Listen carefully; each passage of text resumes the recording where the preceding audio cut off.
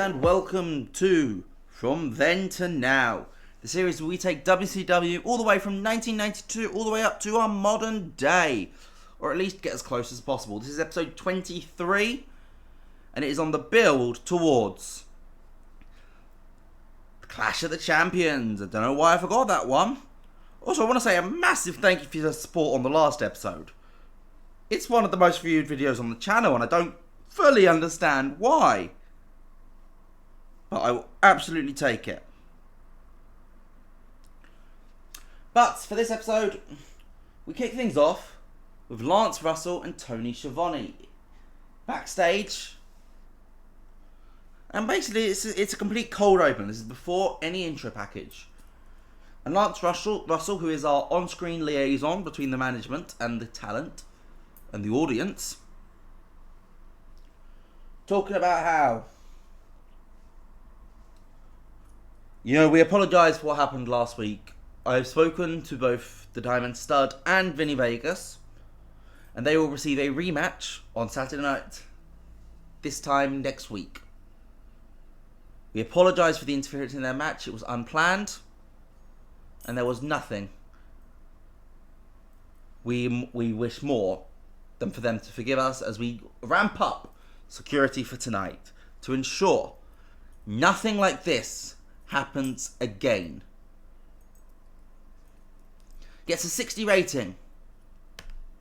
We go straight into our Cruiserweight opener. I do need to just change this title to the Cruiserweight title. It's going to be the Cruiserweight title.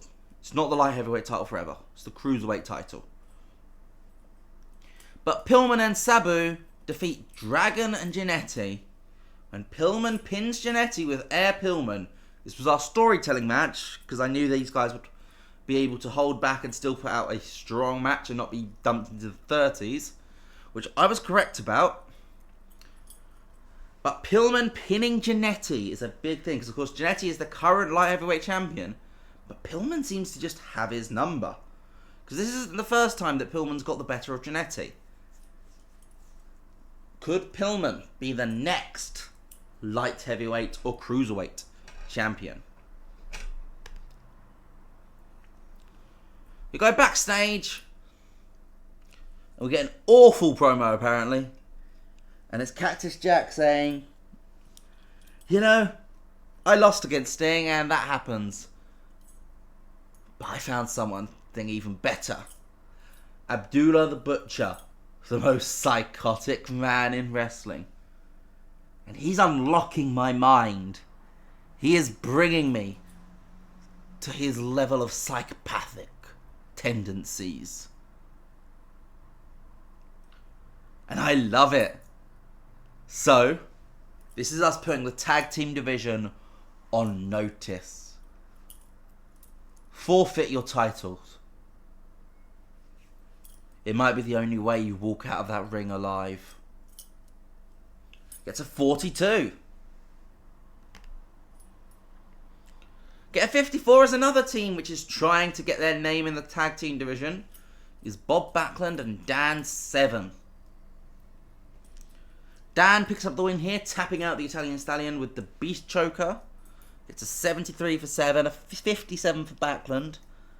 This is very much a one guy on his way up, the other guy on his way down situation. But we ain't going to moan about that, because Backlund is a phenomenal hand to have around. And boy, Severn, if he's getting a 73, with this little pop that he's got at the moment, yeah, we're doing pretty darn good if that's happening. The Italians ain't doing great, but we didn't expect much from them. They're a job tag team. Sting is cutting a promo backstage on Vader, talking about how Vader's not here for this week and probably not for next week either, because he's over in Japan. And you know what? I respect that. I've done shows in Japan. I think the Japanese audience is brilliant. But they're nothing on the WCW audience, so that's why I'm still here. And that's why at Clash of the Champions, I'm going to retain my championship against Vader. And the Steiners come in. And things are like, guys, I'm a bit busy. This is an earlier today situation, so it's sort of like signals for a cut. Goes, I'm a bit busy, guys. What do you want? I mean, and Scott just says, Sting, you saw what happened last week, right? I don't think it's over. Look, call me conspiratorial. Call me psychotic even. I don't think this is over. I think there's more coming. I think something big is going to hit WCW soon. And I'm just hoping that you're ready to defend us. You're the champion. Like, we can fight our own battles, but you're our representative. And with what's coming,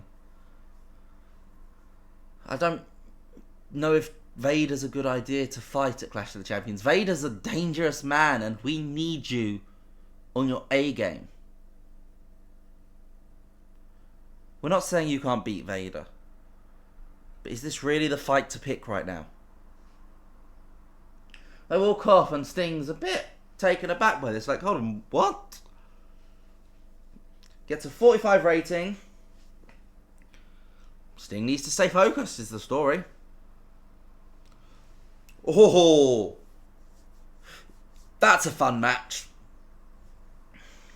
Terry Funk, Terry Gordy and Steve Williams, the Miracle Violence Connection, I'm just going to call that for all three of them, versus Jushin Liger, Eddie Guerrero and Art Bar, La Pareja del Terror. And it's Williams who picks up the win, pinning Liger with the backdrop driver. Great match, 71 for Liger, best in the match by far. 69 for Williams, 58 for Gordy, 61 for Funk, mid-50s for La Pareja. This mid-card tag team scene is fun right now. Got La Pareja, the Miracle Violence Connection, Cactus and Abbey, Seven and Backlund, the Young Pistols. The Steiners are probably going to fit into this one soon. Although, actually, they might even go for the main ones. Gets a 58 rating.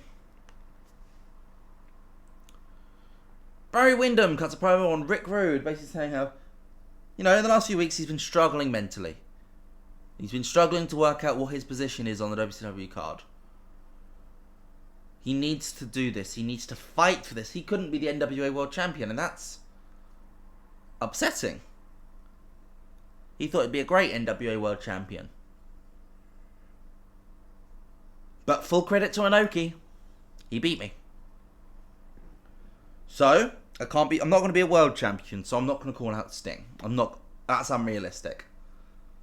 I can be a champion of the United States though, right? So, Rick Rude, you're in my sights now. And I need to win this, I need to.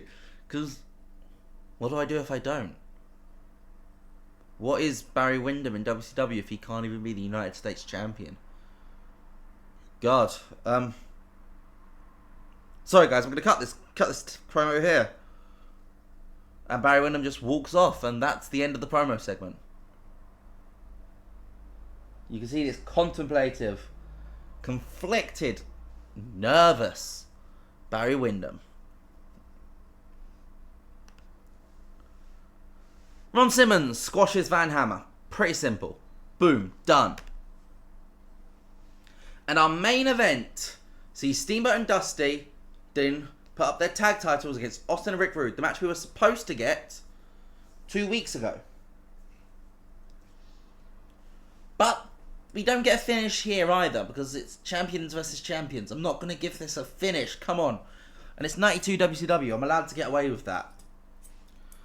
Because Randy Savage comes in and attacks Dustin Rhodes with a lead pipe.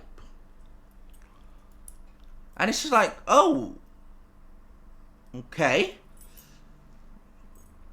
He scares everybody else off with the pipe. Dusty comes out from the back, but they get swung off the apron by the lead pipe. So he just lays into it and he just grabs a mic and he starts cutting a promo.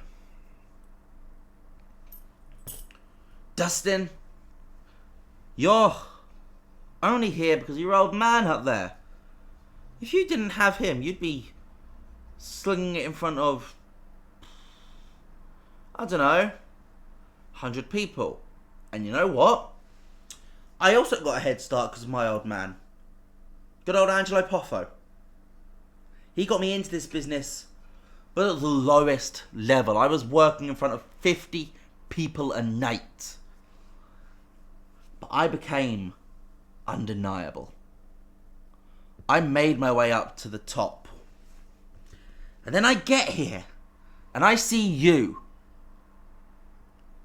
being given this spot. I have nothing against nepotism. I was a Nepo baby myself. But you are given this spot at the top table without having earned a whiff of it. And that's my issue with you, Dustin.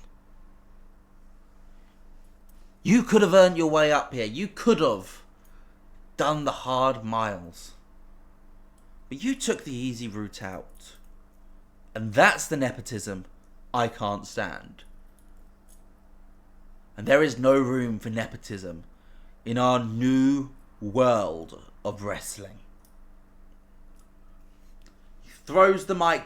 He throws Dustin's head down to the ground, throws the mic on top of him. Security come flooding out and he flees through the crowd the way he entered. And that's the end of the actual show. We threw a dark match on just for the crowd to get a little bit of something. We got Sting versus Mr. Hughes for the world title. It was an obvious result, like it was a house show match. Exactly. What do we get overall? A 65. We're on a bit of a concave at the moment. But we can fight through this, and that's the fun of this save. We're going to have ups, we're going to have downs. Right now, we're kind of in a double down. But if you're on stream, we're going to continue on. If you're on YouTube, though, make sure you like and subscribe for more TEW content, for more from then to now. My favourite save I do. I love this save.